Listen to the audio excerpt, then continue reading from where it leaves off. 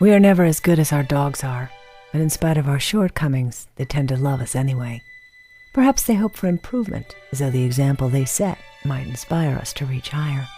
Or maybe they just accept our limits and love us in spite of them. I've never been as good as any of the dogs I've loved and who've given me the gift of living with me. They've entrusted me with their care, looked to me for food, for water, for enough time outside or at my side, for a bit of my affection, and an occasional bite of whatever it was I was eating.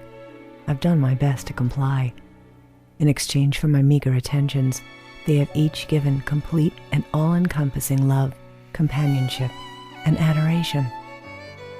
But of all the dogs who have relied on me, it was Riley who needed me the most. The first time I saw him was at the shelter. I'd been looking for a second dog, figuring Rosie needed a playmate. Plus, once you've had two dogs, having only one always feels like there's something missing. I'd seen a photo of a golden retriever mix on Pet Finders and went to have a look. "I'd like to see Schuster," the name they'd given him in the listing. "Sure, sit right here, we'll bring him out." So I sat. A few minutes later, this handsome, wiry, golden boy came flying into the room, straining at his leash as he rushed over, jumping into my lap and pressing his head against my chest as though he already knew that I was his and he'd be mine.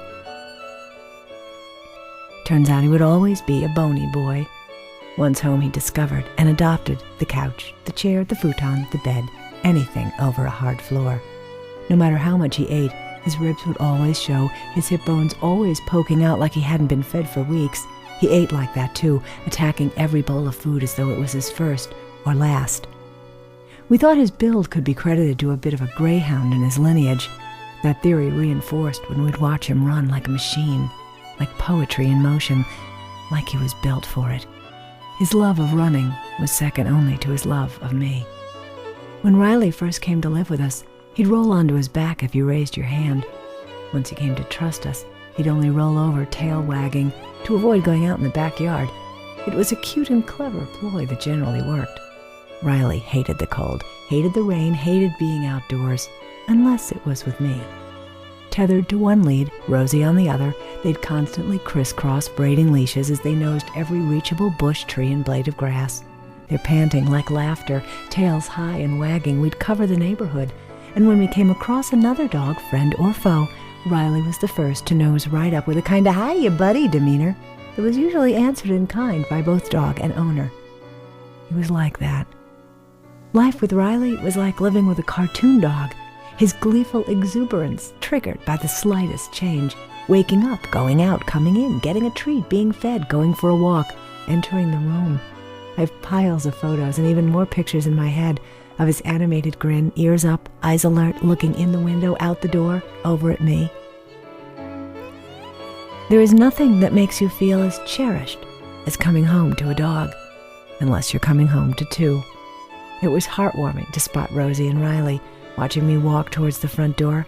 Consistently they'd be there, shoulder to shoulder, grins wide in anticipation, tails flapping, getting faster and faster the closer I came, and by doing nothing more than returning home, I was able to make everything right in their world. That's the thing about dogs. They are the better versions of us. They give us something to aspire to learn from. Imagine expressing that level of joy and gratitude every time one of your family walked through the door. The only time Riley was anything shy of overjoyed was when I left the house. He'd park on the couch, head resting on the back, staring sadly out the window until I came home. When I was in the house, wherever I was, he was within petting distance. He'd follow me down to do laundry, lie up against my leg while I washed dishes, stretched on the futon face under the toss pillows while I worked in the office, sit next to me while I ate dinner, and hop up on the bed as soon as I headed in to go to sleep. And if I left the room, whatever room it was, he left with me. Riley was lucky to have his life with us. I think we were luckier to have him in our lives. Ironically, Riley came to us indirectly from the street and left us accidentally the same way. I will try not to hold myself responsible for his last fatal escape, knowing that his love of running free was second only to his love for me.